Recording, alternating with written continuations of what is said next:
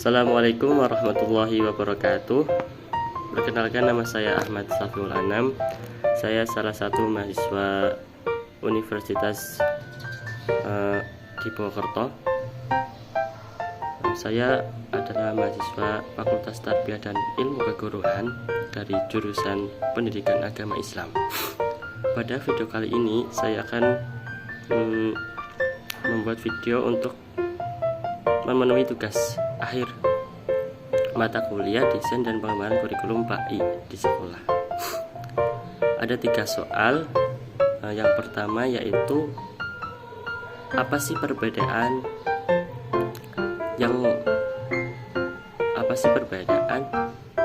dari kurikulum di sekolah dan di madrasah.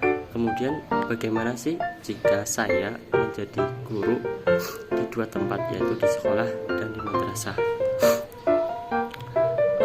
Oke, jawabannya yang pertama yaitu perbedaan dari kurikulum sekolah dan madrasah, yaitu jika madrasah itu kurikulumnya itu aspeknya mengenai pendidikan agama Islam, cakupannya tentang agama Islam.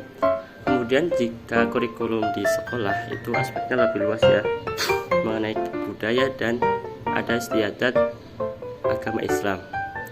Di sisi lain juga itu dikaitkan dengan materi yang lain seperti sosiologi, kemudian ilmu pengetahuan alam, kemudian sejarah.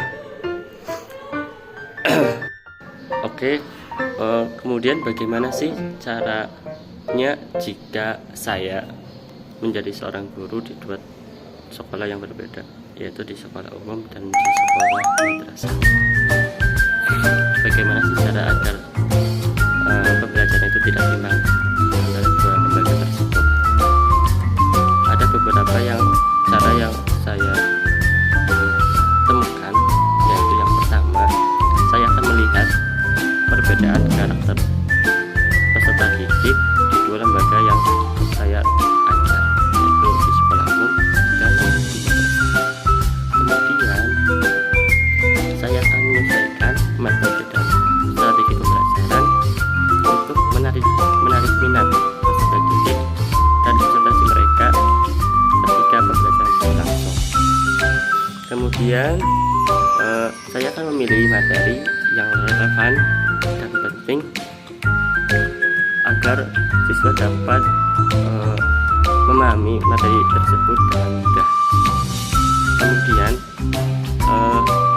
saya akan berusaha untuk menciptakan lingkungan pembelajaran yang kondusif dan menyenangkan agar siswa itu merasa nyaman dan konsentrasi ketika pembelajaran berlangsung. Intinya, saya akan menyesuaikan strategi pembelajaran dengan karakteristik lembaga dan peserta didik untuk mencapai pembelajaran yang lebih optimal. Aku melanjutkan soal yang kedua, yaitu apabila saya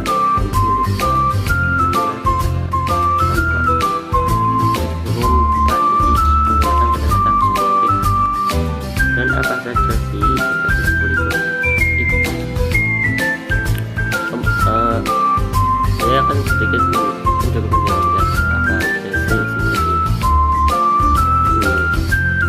apa aja sih langkah-langkah dalam menyusun kurikulum PAI menggunakan pendekatan saintifik.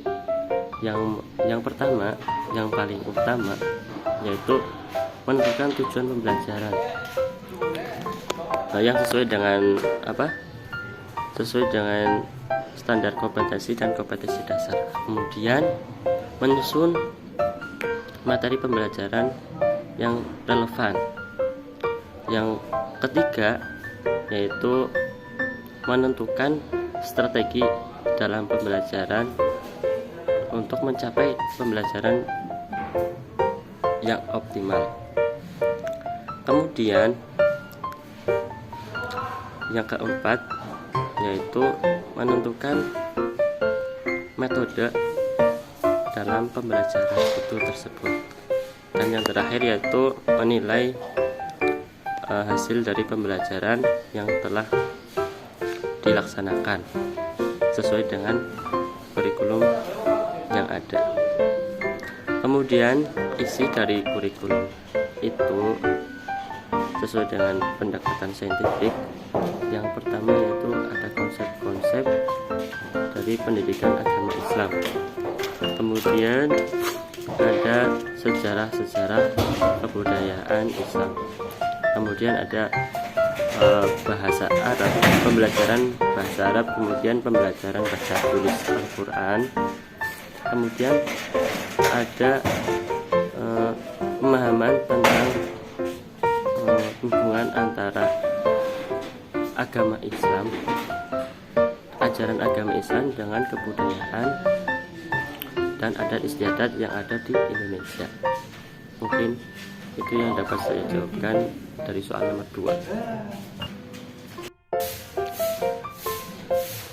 Menjawab pertanyaan nomor 3, yaitu bagaimana sih seharusnya seorang guru itu mengajarkan moderasi beragama kepada siswanya di sekolah. Coba jelaskan menurut dari teori Thomas Likona. Menurut teori Thomas Likona, yaitu karakteristik education, ada beberapa langkah sih dalam membentuk karakteristik tentang moderasi beragama ini. Yang pertama yaitu coba dijelaskan apa itu moderasi beragama kepada siswanya secara jelas dan baik. Kemudian coba contohkan mengenai moderasi beragama secara nyata di kehidupan sehari-hari. Kemudian doronglah siswanya untuk memahami dan menerima perbedaan agama, kemudian etnis dan budaya yang ada di sekitar masyarakat. Dan yang terakhir, coba untuk diajarkan tentang sopan santun dalam pandangan akan perbedaan pandangan agama dan keyakinan orang-orang lain. Untuk itu, agar dapat terlaksana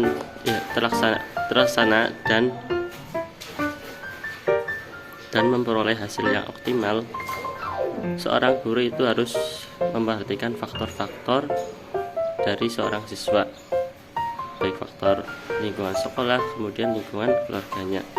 Oleh karena itu, guru, kemudian sekolah, dan keluarga siswa itu harus berkontribusi untuk menciptakan perasaan yang senang kepada diri si anak atau peserta didik, agar pembentukan karakter pada anak itu menjadi optimal dan memenuhi tujuan.